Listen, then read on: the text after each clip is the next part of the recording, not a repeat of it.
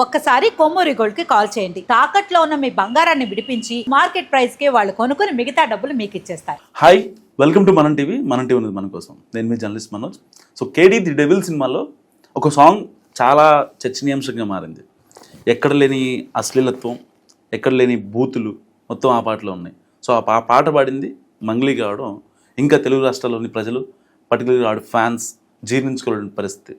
So ఇలాంటి నేపథ్యంలో అసలు ఆవిడ పాట ఎందుకు పాడాల్సి వచ్చింది, ఆ పాటను మళ్ళీ డిలీట్ చేసి దాంట్లో కంటెంట్ మొత్తం సరిచేసి, ఇదంతా అనవసరమైన రప్చర్ కంటే అసలు అలాంటి మాటలు, అలాంటి బూతులు ఉన్నప్పుడు పాడకుండా ఉంటే, స్కిప్ చేస్తుంటే బాగుండేదని చాలామంది మాట్లాడుతున్న పరిస్థితి. సో ఇదే ఇష్యూపై మాట్లాడదాం. మనతో పాటు మనం టీవీ స్టూడియోలో యాడ్ అయ్యారు సో ప్రముఖ social activist, mothers foundation chairman fire brand Sandhya Reddy garu. నమస్కారం మేడం.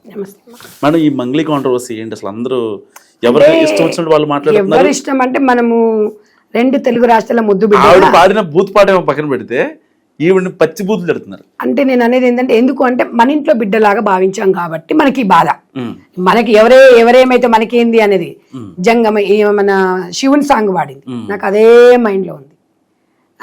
తర్వాత బలగం సినిమాలో మంచిగా పాడింది, నేషనల్ అవార్డు అమ్మాయికి. సో అమ్మాయి ఈ సాంగ్ ఇదని కదా, ఫోక్ సాంగ్ కానీ ఏ సాంగ్స్ అయినా కూడా చాలా బాగా పాడగలదు. ఆ ఊపు వచ్చేస్తుంది. మంగ్లీకి మించింది అసలు మంగ్లీ అయితేనే ఈ పాట పాడగలుగుతుంది అనే విధంగా తనంటూ ఒక గ్రామీణ ప్రాంతం నుంచి వచ్చి తనంటూ ఒక ఇవాళ ప్రపంచ దేశాలలో అభిమానులు ఉన్నారు అమ్మాయికి. అసలు ఆవిడ పాడిన పాటలు ఏముంది మేడం? నేను అనేది ఏంటంటే, ఇప్పుడు ఇంకా రాసినోనిది అనాలి ఆ లిరిక్స్.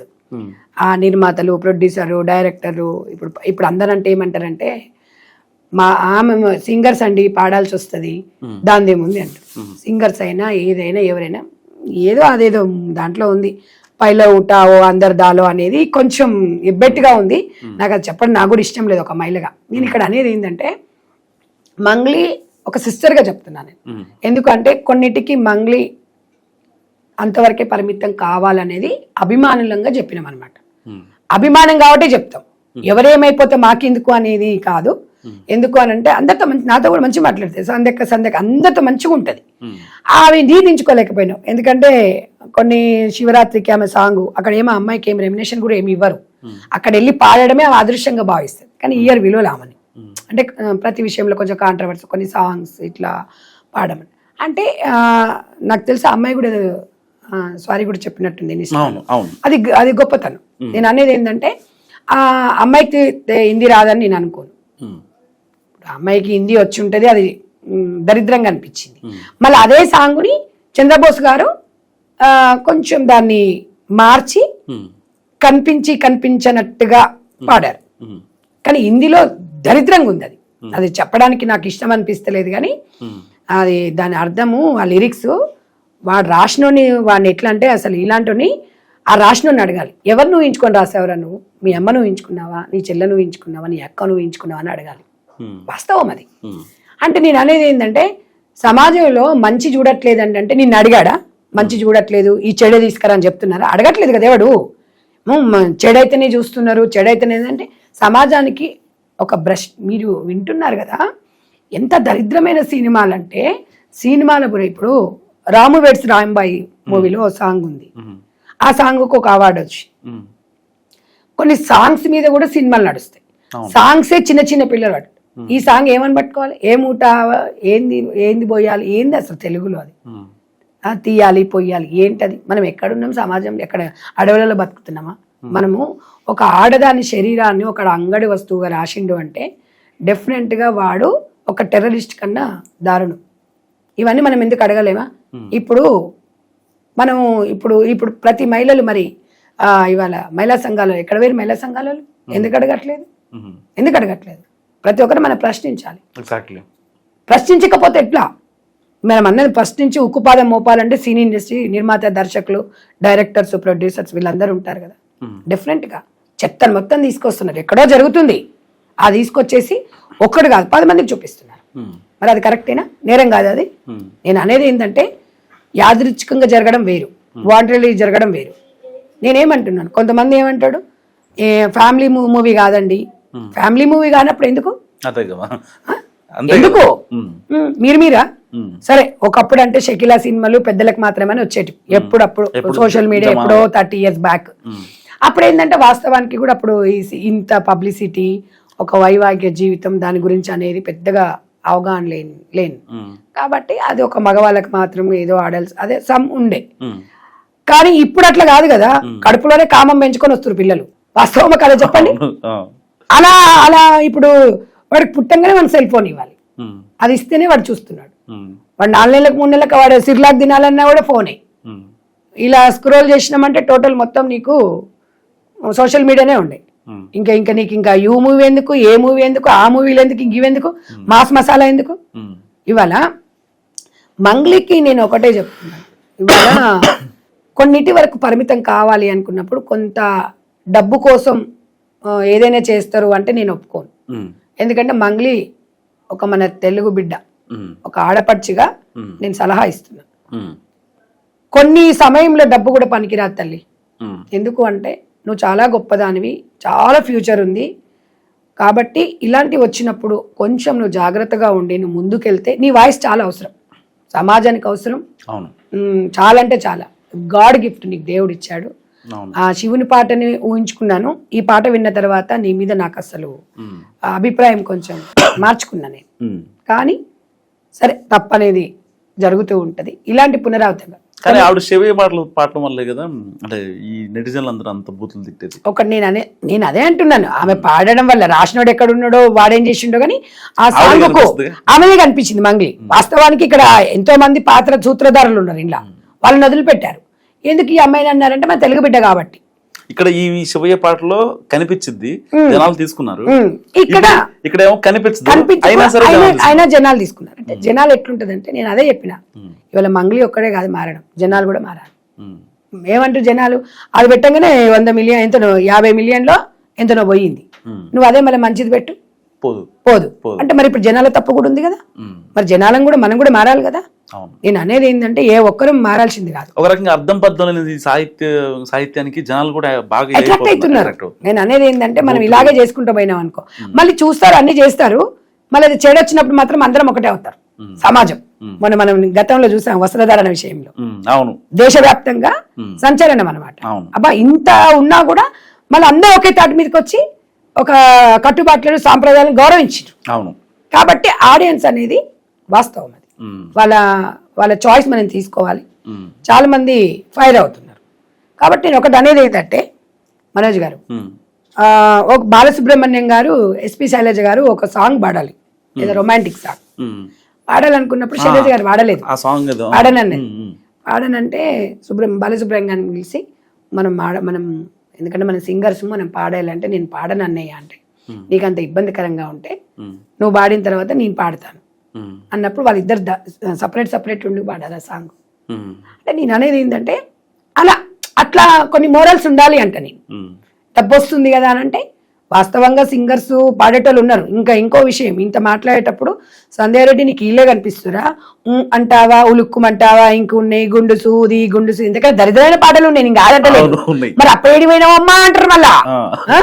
అంటే సోషల్ మీడియా ప్రభావం అనేది కొన్ని వాటి తర్వాత మిమ్మల్ని ఎక్కడ పట్టుకుందామని నేనేం చెప్తున్నా, కోడిగిట్టు మీద ఈకలు మీకటోళ్ళు ఉంటారు, అలా ఈ పనికి మాలలో ఉంటారు, అందరు ఉంటారు అట్లా పని పాట లేకుంటారు కదా, వాళ్ళు ఎట్లా చెయ్యరు ఒకరిని చేయనియరు. నేను వాళ్ళకి చెప్తున్నా, సోషల్ మీడియా అనేది ఈ మధ్య కాలంలో బాగా వైరల్ అవుతుంది కాబట్టి. గతంలో ఇంత లేదు సోషల్ మీడియా, కోవిడ్కి ముందు ఎక్కడిది ఈ మధ్య కాలం మరి 1 year నుంచి బాగా సోషల్ మీడియా. ప్రతి ఒక్కరికి ఒక యూట్యూబ్ ఉంది, ప్రతి ఒక్కరికి ఇన్స్టాగ్రామ్ ఉంది, ఇంకెందుకు ఉండదండి. వాళ్ళ అభిప్రాయాలు వాళ్ళు తెలియజేస్తున్నారు. నేను అనేది ఏంటంటే ప్రశ్నించాలి, మనం అందరము డిస్కషన్స్ పెట్టాలి. ప్రశ్నించకుండా డిస్కషన్ పెట్టకపోతే, మాట్లాడుకోకపోతే అసలు మనం దారుణమైన పరిస్థితిలో వస్తాం. ఎప్పటికప్పుడు ఖండించాలి, ఎవరి అభిప్రాయం అయినా పర్వాలేదు, ఓన్ చేసుకోవాల్సి ఉంటుంది. ఇంకొకటి, ఎవరు ఎంత పెద్ద సమాజంలో తప్పు చేయనోడు ఎవడు ఉంటాడండి, మాట దొరలనోడు ఎవడు ఉన్నాడు. కానీ ఏదైనా జరిగినప్పుడు ఇవాళ సింగర్స్ కానివ్వండి, రాజకీయ నాయకులు కానివ్వండి, ఇవాళ హీరో కానివ్వండి, హీరోయిన్, అభిమానులు అనేదే చాలా ముఖ్యం. రాజకీయ నాయకులకు సమాజంలో ప్రజలు ఎంత ప్రాధాన్యతనిచ్చే అభిమానులు ఉంటారు, ఎమ్మెల్యేలకు, ఎంపీలకు, మినిస్టర్స్కి, ఇవాళ సీఎం గారికి, మోడీ గారికి అందరికీ ఉంటారు, రేవంత్ రెడ్డి గారు ఎంతో అభిమానులు ఉంటారు. అభిమానుల దృష్టిలో పెట్టుకొని వాళ్ళు అడుగు ముందుకేస్తారు. మీకు కూడా మేము ఏం చెప్తాం ఇలా ఎనీవే యాంకర్స్ అయినా చాలా మంది యాంకర్స్ ఉన్నారు. మీకందరూ ఈ ఆడియన్స్ ఈ అభిమానుల వల్లనే మీ లైఫ్ ముందుకెళ్తుంది. ఆడియన్స్ మాట్లాడినప్పుడు ఆడియన్స్ మీకు చెప్పినప్పుడు మీరు ఎందుకు ఎక్స్క్యూజ్ చేయలేకపోతున్నారు, ఎందుకు ఒప్పుకోలేకపోతున్నారు? నా ఇష్టం అని ఎందుకు అంటున్నారు? నీ ఇష్టం అన్నప్పుడు మీ ఇంటి వరకు ఉంటుంది.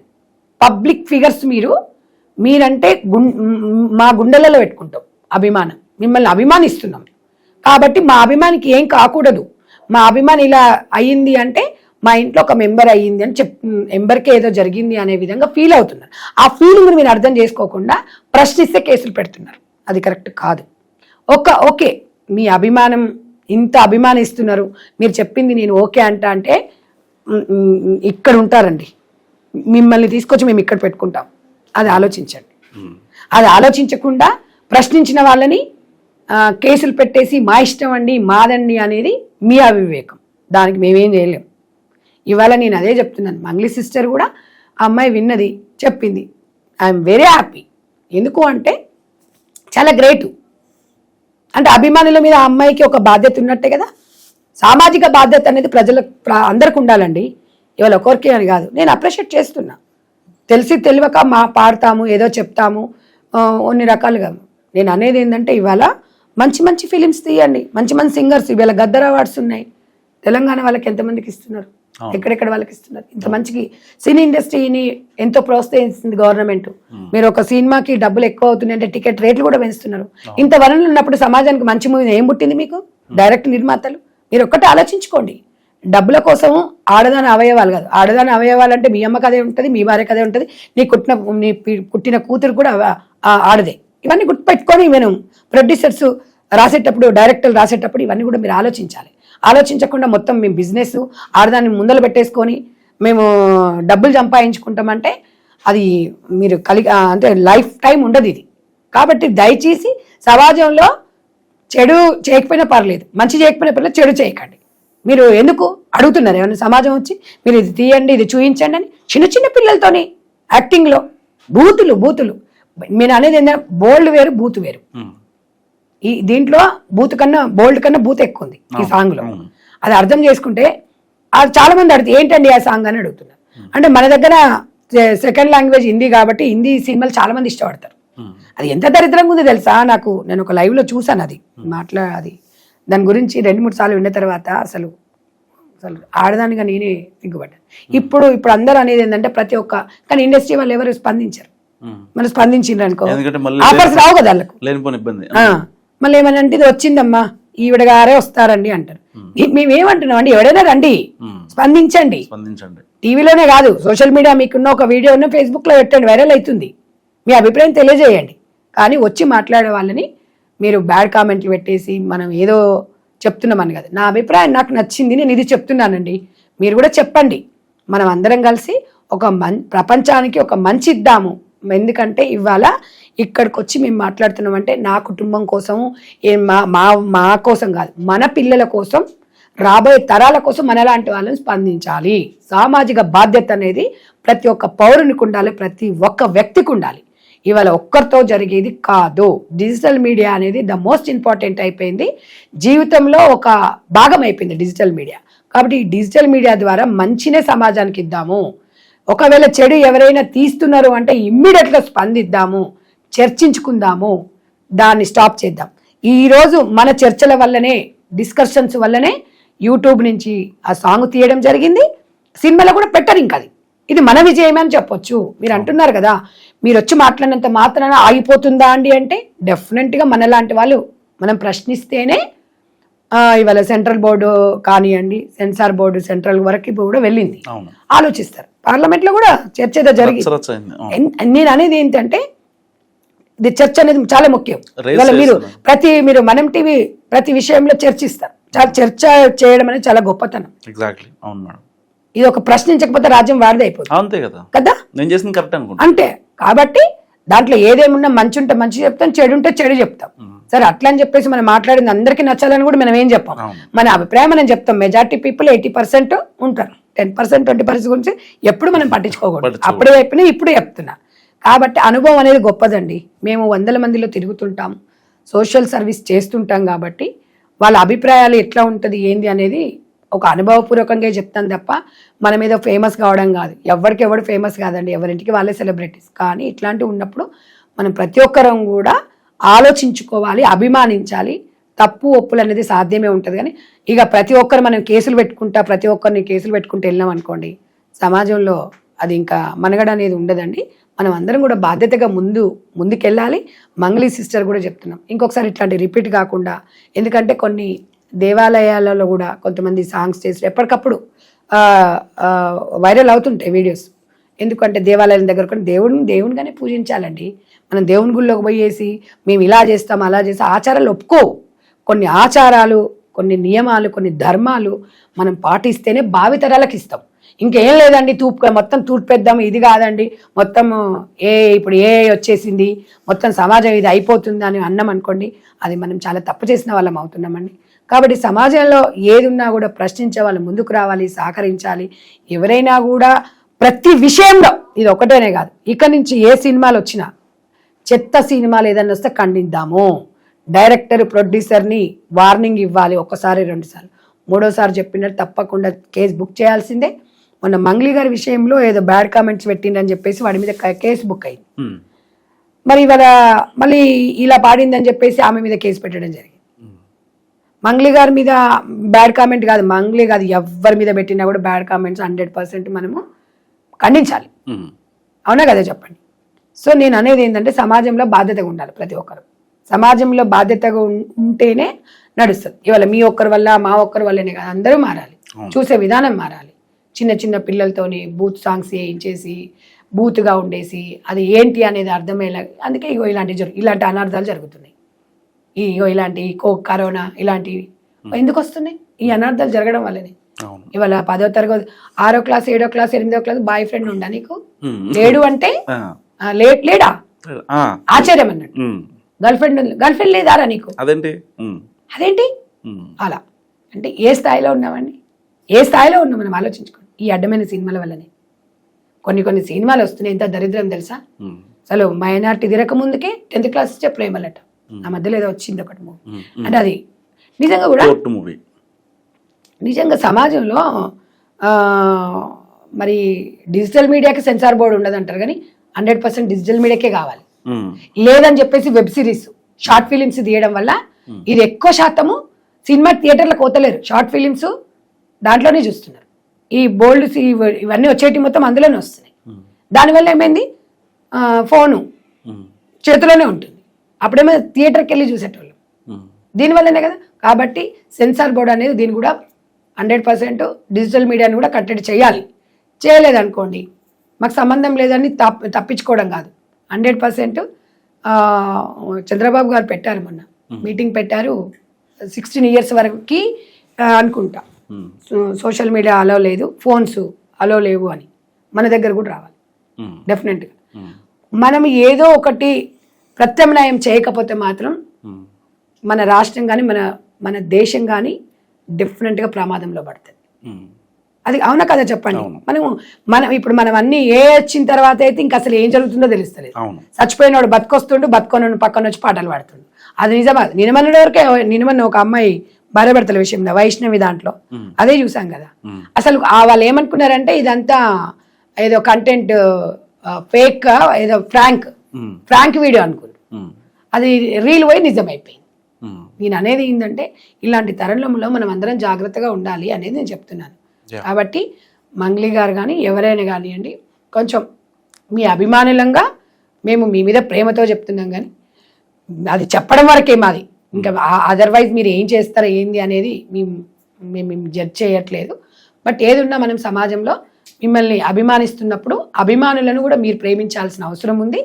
ఏదైనా అన్నా కూడా మీరు 99 మంది మారామని మీరు కోరుకోకండి. నేను ఒకదాన్ని మారితే చాలు అనుకోండి. 99 మంది మారలేరండి.